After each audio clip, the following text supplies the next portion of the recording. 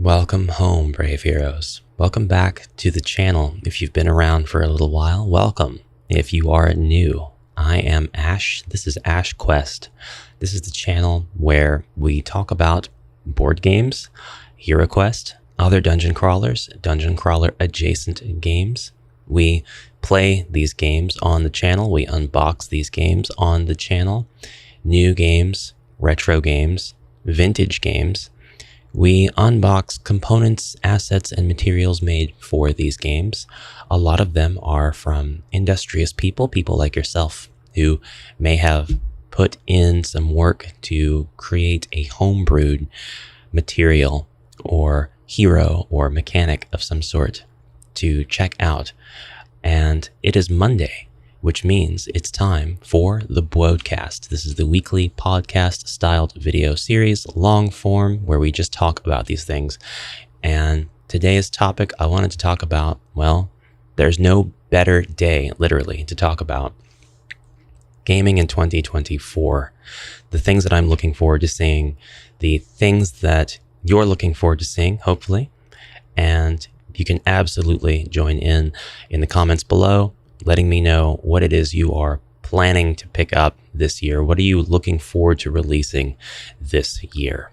So 2024, it is the first year. By the way, Happy New Year. I hope you have a great new year. Roll all skulls, as we say, in every endeavor you attempt. If you are coming out with a brand new product, I hope that this is the year for you. And I hope that it is something that sells well. And maybe I can even help you in some small way by doing a video about it to put the spotlight on it. And if you are just playing these games and you're looking forward to storied releases and rumored leaks and things coming to fruition, well, I'm right there with you. 2024 is the year that a lot of the games that I backed in 2023 crowdfunds are being produced and shipped. And I'm really looking forward to seeing a lot of those. So let's begin. Sit back, relax, grab yourself a cup of coffee. I have my extra large cup of coffee in my adventure mug. As soon as I find a way to create 15-ounce 𝐻𝐻𝐾𝐚𝐬𝐿 mugs to sell, I will do that 100%. I should be drinking from my official 𝐻𝐻𝐾𝐚𝐬𝐿 mug, but it is an 11-ounce mug, and that is not enough coffee for me in the morning.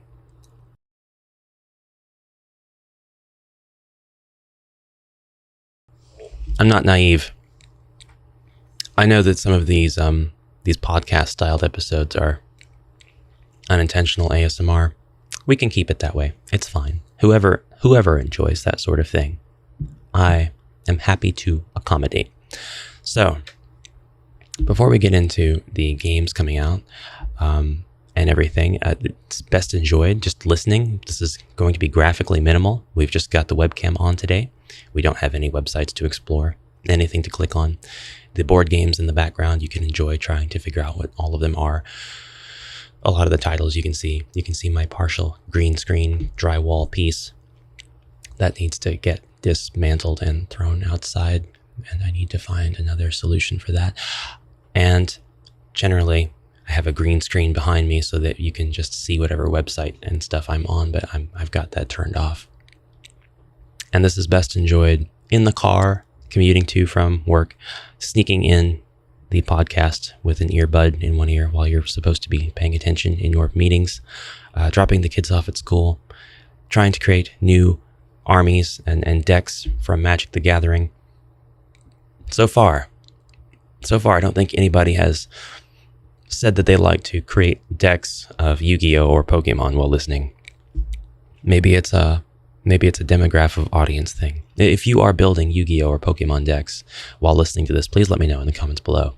Some folks even like to wash their dishes or do the laundry while they are listening, and that's totally fine too. Whatever helps you pass the time doing your chores. And some of you are painting. Good luck on your painting. So 2024, again, this is the year a bunch of the pledges from last year come to light. I don't think we have anything projected so far out as to release in 2025, although doubtless there will be a lot of games coming out this year in crowdfunds and otherwise that want to collect your support so that they can create something as soon or as late, depending on how you look at it, as 2025. And I'm going to name drop some of those games, and I'd love to hear what you've got in your wait list below as well. Now, Steamforged Games got my attention when they announced that they were crowdfunding for the Elden Ring board game. I watched that crowdfund like a hawk, and when it finally dropped, I studied it thoroughly and carefully and decided, yep, I'm going all in 100%. Elden Ring is one of my favorite video games of all time. It is a game for which I have a deep love. I'm not even that good at it. I'm only a new game +3. But I've sank so much time into it. I've sank so much just exploration, and I have given so much appreciation to its mechanics and the thoughts behind its design, its thoughtful design in terms of upgrades, boss battles. It is a great inspiration for a dungeon crawler style board game. And yeah, I say dungeon crawler, and I'm going to use that term even for games that take place outdoors, because even though you're not crawling in a dungeon, the thematic genre may change, but the mechanics of walk up and battle without the scale of a war game are still in place. So there are going to be a lot of instances where we see those lines blur. And board game just doesn't cut it. Board game alone does not give you the difference between what you're playing and, say, on the shelf back here, I have the Game of Life Simpsons edition. I have that because I need to gift it to my friend, and I just haven't gotten around to doing it. I think I've had the game for 2 years with this intention. I really need to do that at some point soon. My phone just dropped from where it was sitting. Pay no mind to that. And we have Elden Ring coming this year now. I think it's middle of the year, or is it August? It might be August. I can't remember. But I'll remind myself and probably forget again, and just be surprised whenever it shows up. The all-in pledge for that is massive. It is such a huge, it's a huge amount of money, that's for sure. And you get a huge amount of stuff. It's ridiculous. And I feel like Steamforged Games hopefully are going to do it justice, because they've talked about their design philosophy, and they've talked about ways that they would like to translate video game mechanics into board game mechanics. And I think that takes a lot of clever thinking to do successfully. But there are ways to mess it up too, and I've seen examples where they get pretty close to not really hitting a mark, I would say. And I say this with the same authority as anybody else who might look at that and say that it's absolutely fine. I just think if they're not careful, they could end up doing some stuff that's just not necessary. But I'm looking forward to it. I'm going to love the board game, I think, very much. It's not even played on a board. It's actually the kind where you lay down hex tiles for each new place that you explore, and each hex tile is one space, essentially. So Hexplorer, Dungeon Hexplorer. Now, that's one example of a game I'm looking forward to coming out this year. I've backed quite a few games in 2023, and I received some of them by backing early enough, and I also received some games in 2023 that I backed in 2022. But I wanted to mention how I think HeroQuest is very, to me, it's not just likely, it just is the catalyst, the like godfather to a lot of these games and their existence. And I'm not saying HeroQuest is responsible for, Elden Ring, but the board game mechanics that we're seeing in a lot of these games, the designers no doubt played games like HeroQuest, and very likely HeroQuest itself, when they were younger, and perhaps in their adolescence and even adult years, and even today. And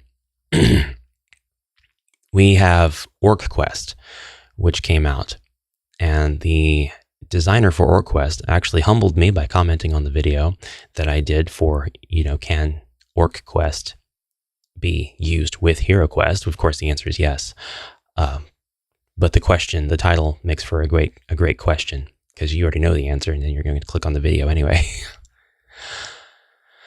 And admitted that this is the kind of content that they loved to see, which was really cool, because when they were making the game, they were imagining stuff like that. And that made me realize we're probably going to see a lot of industrious people, homebrewers, maybe such as yourself, who have taken their ideas a step further. On this channel, I review materials such as the Mega Quest deck that I did recently. And I have it sitting here, so it's my closest example. And the materials are the result of a homebrewer going and taking some time to design something that they can submit to a platform where they can independently print and retain their publishing rights and everything. And when you do that with a platform like DriveThruRPG, you are taking your ideas a step further than just posting in a forum. And don't get me wrong, it's totally fine to post in a forum to say, hey, these are my ideas. Here's a write-up of some rules that I made to make this game more interesting. If you're into this style of making a game more interesting, that can catch on. People love that. That gets more ideas going. It gets more conversations happening. It gets more ideas flowing. And that's all important stuff.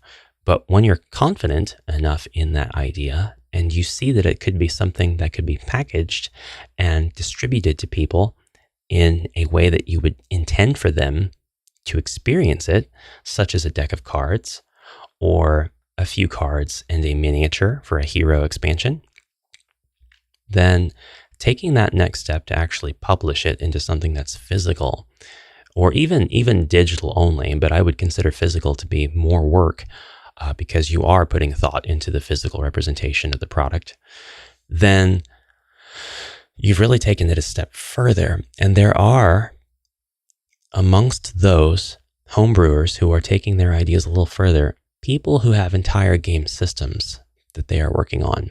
And I think that this year we'll see some of those game systems come to life.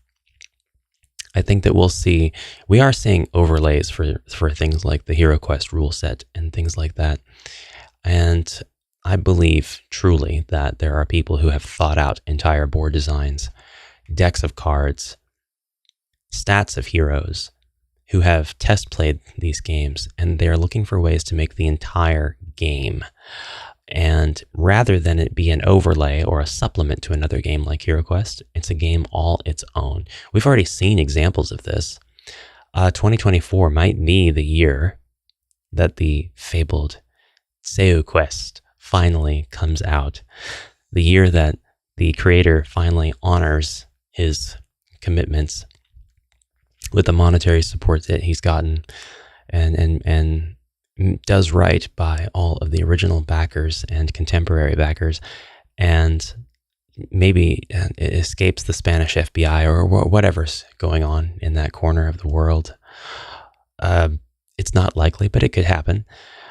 That is one example, though, and it's a pretty terrible example, but it is one example of somebody who got the wherewithal together to make something entirely its own thing, no matter how much inspiration it may have drawn from something else. And before that, we've seen 𝐷𝐴LTERquest, which of course was something that was heavily inspired by HeroQuest. These games stand alone. They can be enjoyed without any prior knowledge or experience playing any other dungeon crawler, without playing HeroQuest. 2024, I know that we're going to see some good things in the official HeroQuest sphere. I know that we're going to see good things from Avalon Hill, or with all due respect, the remnants of Avalon Hill. I think that we might see things go different directions as well than what we expected. I don't know now how significantly impacted they are now that the Hasbro layoffs are done and over with at this point. and hopefully there are no more. But we know that HeroQuest content is still coming. We know that it's still going to have the Avalon Hill stamp on the boxes. And thankfully, the company handling it is still Avalon Hill. And I'm still of the firm belief that it can be in no better hands. It was in the best hands it could be in to begin with. There are just fewer of those hands on it now. And I think if we had one fear about the layoffs and the worrisome social media posts from post-layoff Avalon Hill, that it may be that parent company Hasbro has taken an interest in the product as something to cash in on rather than develop for. Big difference. And we may see content that we deem to be soulless. I think that if we have any fears at all, that's what it is. And also, I'm not sure that we're going to have the same surety whenever we speculate on things like the off-rumored legendary dwarf quest pack being, I can't say remade because it wasn't made back then, not published when it was being worked on, and the wizard quest pack. And we might see more things like, well, what I've got on the shelf back here. The Game of Life, Simpsons Edition. I have that because I found it at a flea market, and I had to get it for my friend, and I've hung on to it for like 2 years.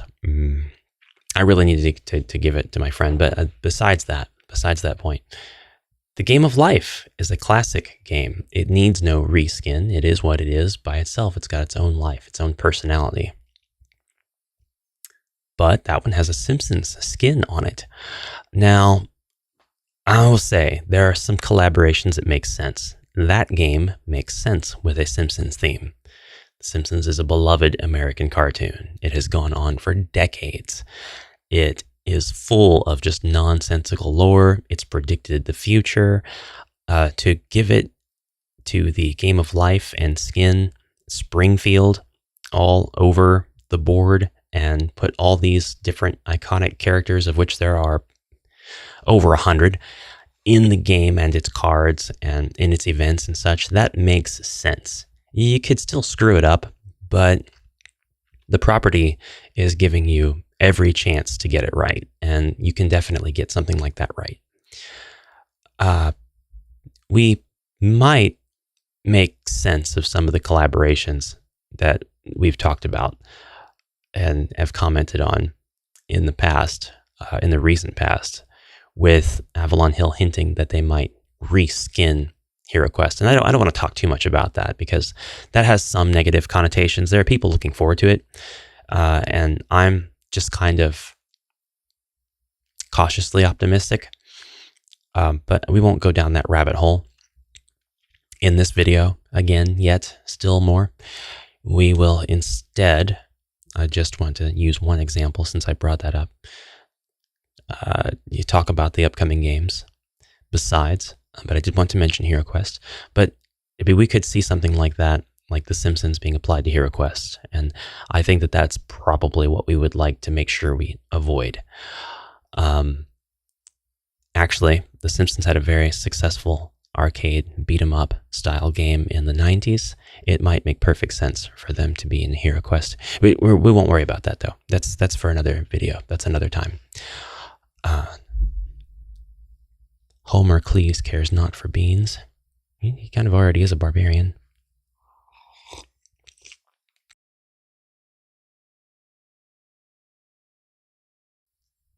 Right.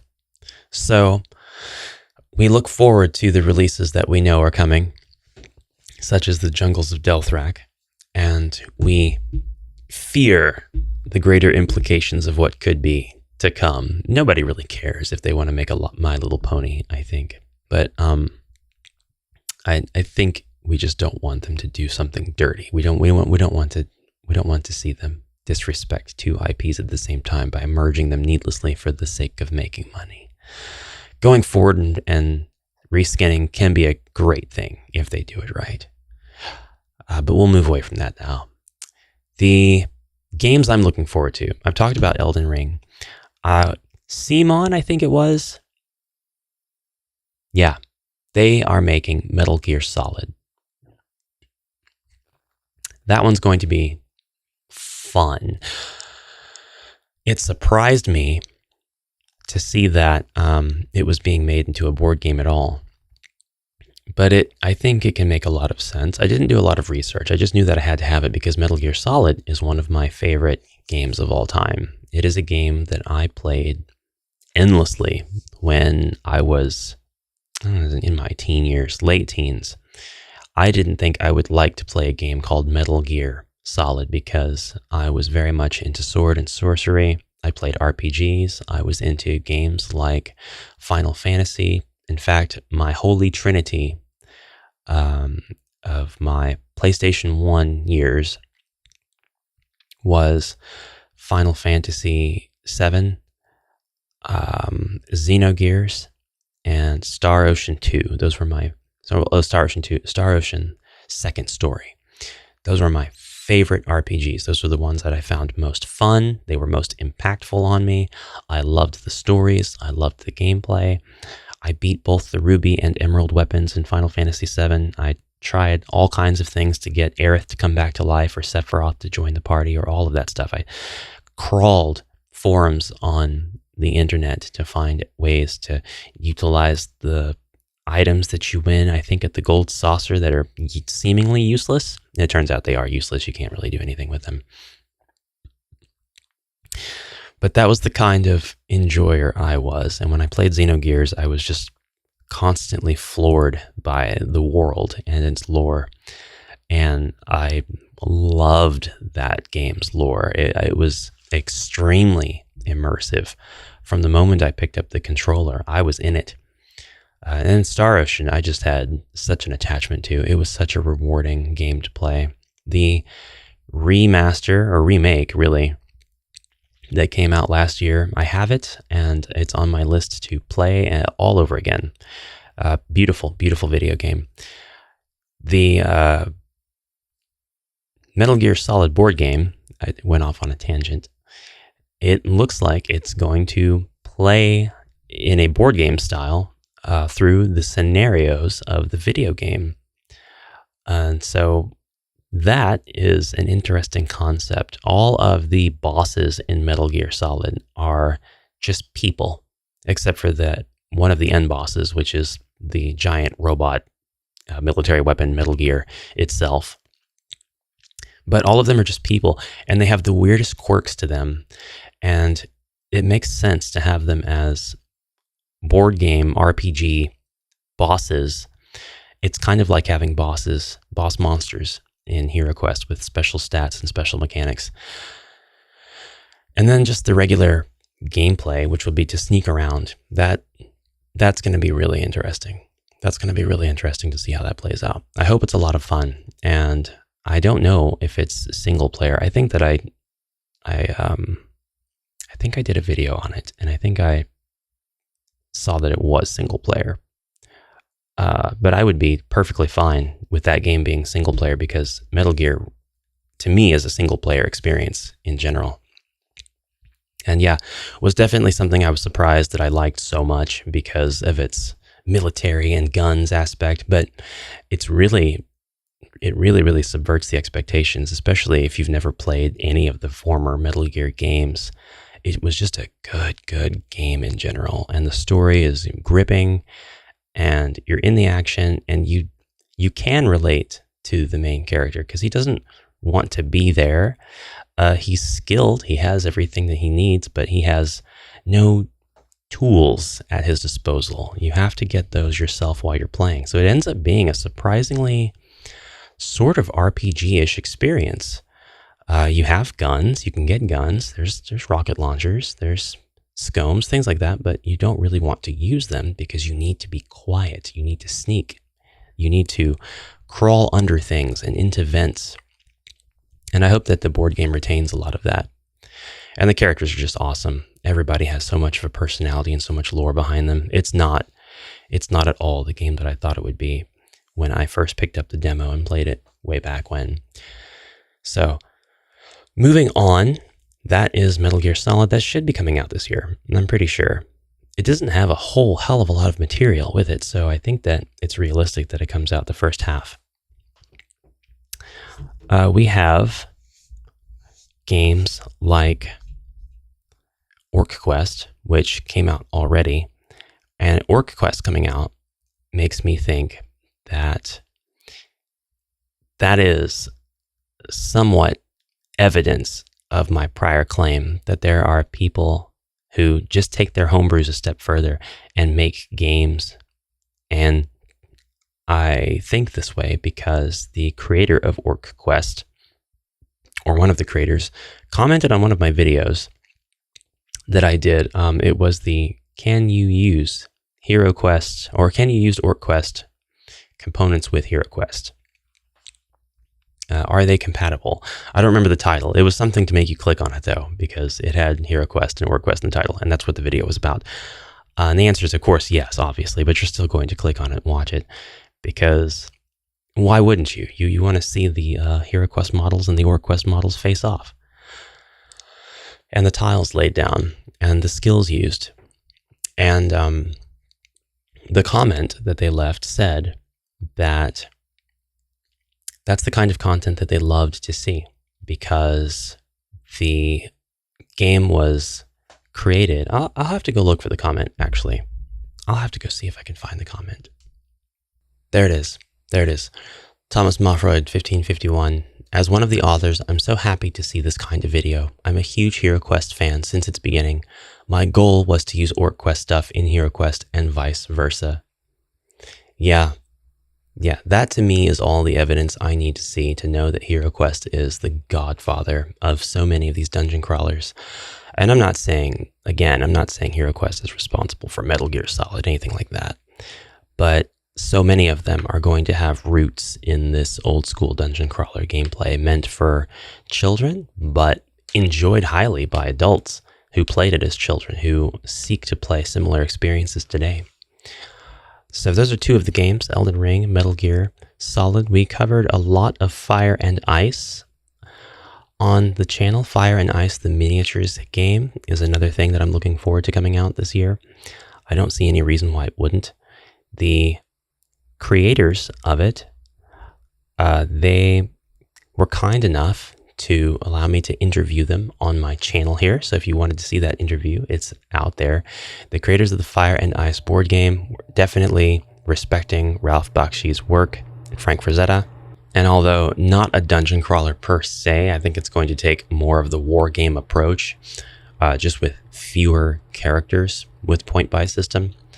I am still looking forward to seeing how it plays out. There's a lot of different game modes. And one of the things that I mentioned when I was interviewing the creators is that it's good that they facilitate many game modes, because even if they didn't, people who played the game were going to do that for them. They were going to create their own game modes and play with other board games using those assets and the like. Anyway, I know that people are going to take the characters and put them in HeroQuest, and they've done it already, to be honest with you. They've used a lot of the characters from Fire and Ice as hero characters in HeroQuest.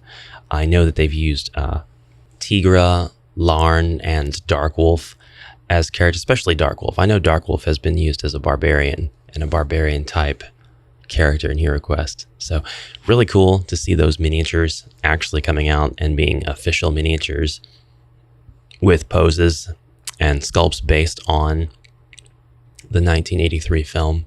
So yeah, that's another one I'm looking forward to, and I'm actually really thankful that it's not going to be enormous. It's not going to be in a huge box that's going to take up a ton of real estate. It looks like it's going to be a pretty reasonably sized box, maybe even small, and that's good. I could use more small boxes, to be honest. I'm running out of room here. Larian created the Divinity Original Sin, or DOS, board game, and that crowdfund campaign is over and done with, and you can now pre-order it from their website. And a lot of people have the physical editions already and are selling theirs off on eBay. I'm trying to get a good set for a reasonable price, because if you buy the base game and all of its expansions, all of them, you're going to get everything, just about everything, from the Kickstarter all-in pledge, I think, except for a couple of flavor items like dice bags. I think dice bags and pouches are the only things you wouldn't get. I'm probably wrong, but I mean, it's in that realm of just non-mandatory. But if you pre-order everything from the Larian website, you can get all of Divinity Original Sin's components, expansions, upgrades, all of that for $400 USD. The base game is $150, the miniatures upgrades $120, the Nightmare Dungeon is $30, and then there's Nightmare Dungeon might be $50, but then there's two other expansions that are $50 and $50, so it all adds up. It all adds up to $400. And the sales that I'm seeing are based on different tiers of the original crowd campaign, and some of them are quite exploitative, which is silly considering the game is going to be released in its entirety, perhaps without those pouches. And I guess, you know, some people really need to have their dice bags or whatever that are official and exclusive. Is that $100? Is that valued at the 100, 175 that I keep seeing on eBay when you get those tiers, knowing that you can just buy the same thing officially from the website for less? I don't know. That's up to each individual buyer to decide.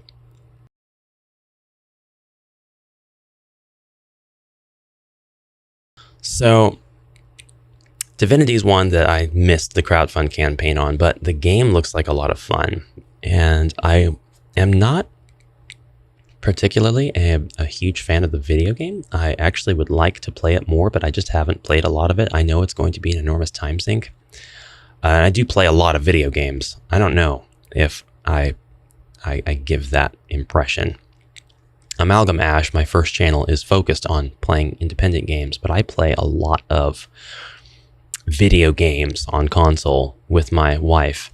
We play games together. We play a lot of games, RPG games, Souls-like games. She likes to watch me play stuff if it's not going to be collaborative or two-player. And I just enjoy playing and hanging out that way. So it works out really, really well. But Divinity is a huge RPG. It is very, very RPG. It is very... This is as close as we could get to Dungeons and Dragons without dungeons. Lots of choices to be made, lots of customization, lots of paths.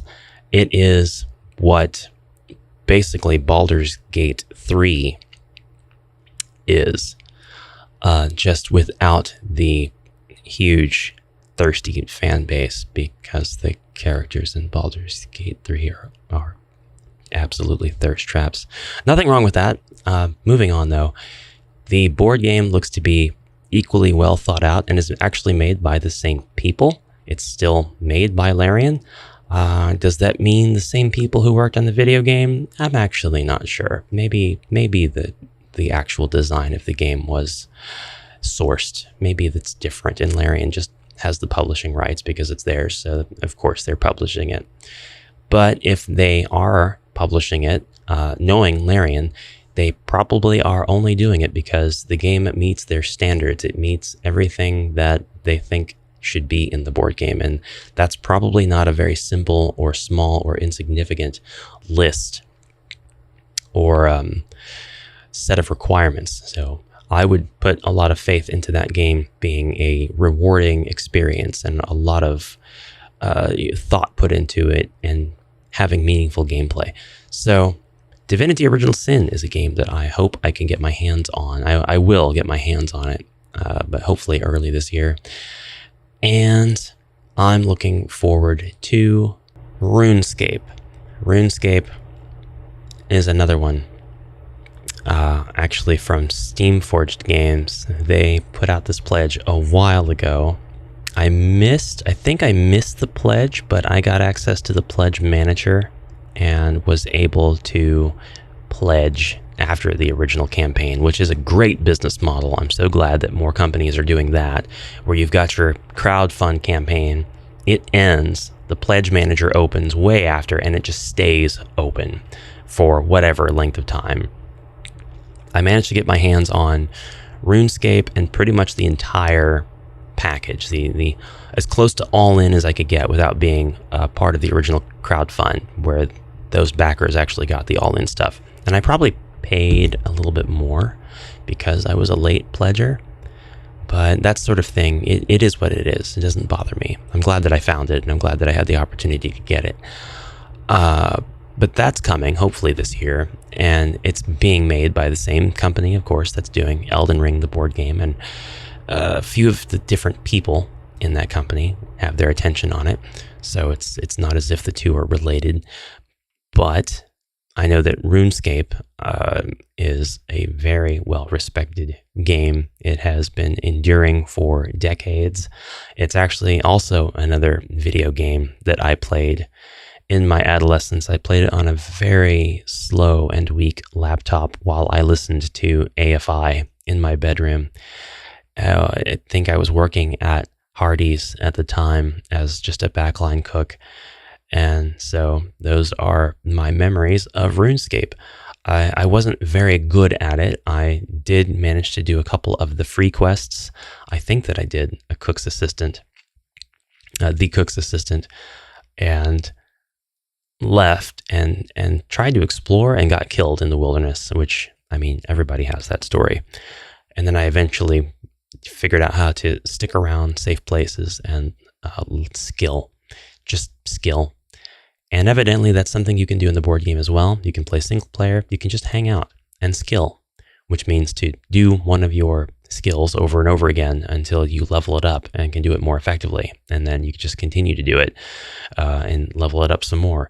So I think that's going to be interesting to see how they handled that, how they interpreted that mechanic, that gameplay loop. I hope that it's as fun or more fun to do it on the board than it was to do it on screen.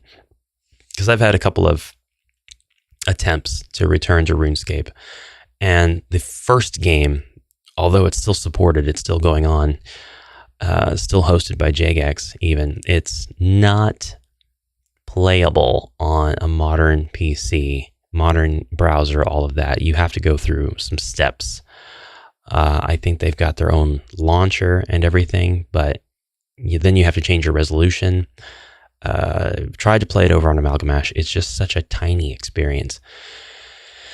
And RuneScape 3, I think, is the updated everything to that, but I haven't been able to commit to spending any time to playing it. I keep having to play other really long, fantastic RPGs, so I only have so much time. I don't have a time machine or a room of space and time before it's time for me to go back to work or do family stuff or whatever. So, but the board game will be fun. The board game will be fun. There's a lot of interesting wooden tokens that comes with the pledge tier that I got. Stuff that represents meat and fish and other things that represent the skills in the game, of which there are many. So that'll be a lot of fun to look forward to and grab, unbox. It's going to have a lot of expansions. There's going to be a lot of boxes with that one. Hopefully they're not huge. Hopefully they don't take up too much real estate. And the last one that I know of, the last one so far that I know of is coming out this year that I've pledged for, is Elder Scrolls Betrayal of the Second Era. I'm really anticipating that one. The pledge manager finally closed after so long, but they have my support. I almost got the largest tier. I almost got the all-in, but it was inflated price for a couple of non-essential items, so I didn't go that route. I don't have that kind of FOMO. I think the pegs that go in the board were now metal instead of plastic, and there's a leather dice bag. I just didn't need all that stuff, so it's fine. The game is going to be a lot of fun, though. That is a 1 to however many player experience. Long, drawn-out campaigns, lots of events. If you play the same campaign, it'll never be the same way twice because of all the different variables and RNG that can happen and the choices that you can make. That it's going to be a really, really cool game to study and see how they did things, and of course play. And I hope that I can make time to make video content and play all of these things on the channel. I know I'm going to unbox all of them and explore the contents, and probably do a few videos where we're like, will it HeroQuest? But I don't know how much I'll be able to play them on the channel, because that requires a little bit more confidence in what I'm doing. Too many viewers who are able to point things out and say, Ash, you screwed this up. And I don't want to screw it up. I got to get good. But for that, I need more time playing the game. So it's a constant battle.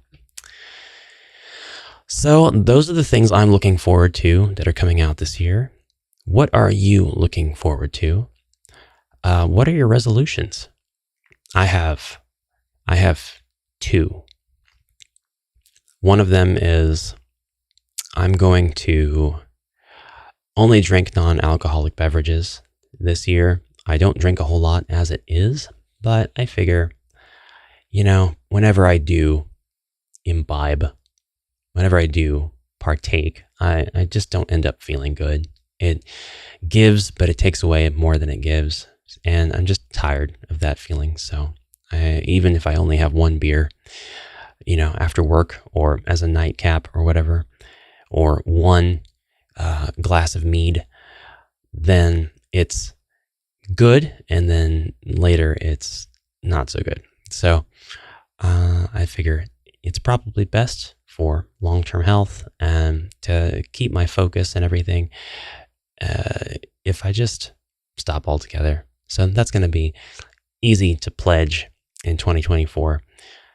And the other reason that I say and non-alcoholic beverages is because I actually do, believe it or not, enjoy non-alcoholic beers. Part of this is because I developed a taste for beers when I learned how to brew beer, and I learned how to kind of distinguish an IPA from a lager, or I should say an ale from a lager. I've made delicious Oktoberfest lager, but I've sold off all of my beer brewing equipment and all of my materials for that, and I've just kind of gotten out of the practice because I wasn't really doing it very frequently, which you can't really do it very frequently anyway, unless you're doing many small batches at different times. It takes a long time to get your result.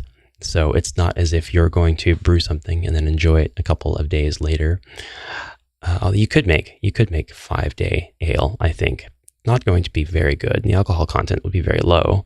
You can do it, but I think you're not going to enjoy the taste very much.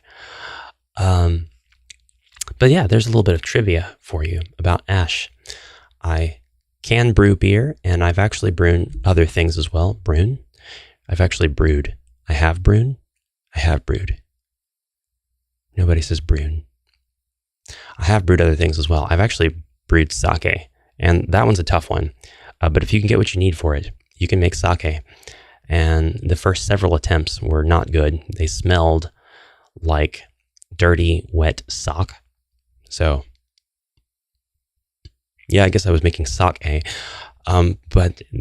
And I don't have firsthand experience, but I imagine it also tasted like dirty, wet sock. I knew that the essence of what I was trying to make was in there. I was on the right path. Eventually, I did make one batch of really good sake. It took the better part of a year. I think about 8 months, but it was actually palatable. It was decent. It was nice. So sake is something that I have under my belt as well. Not very much of it, but a little bit.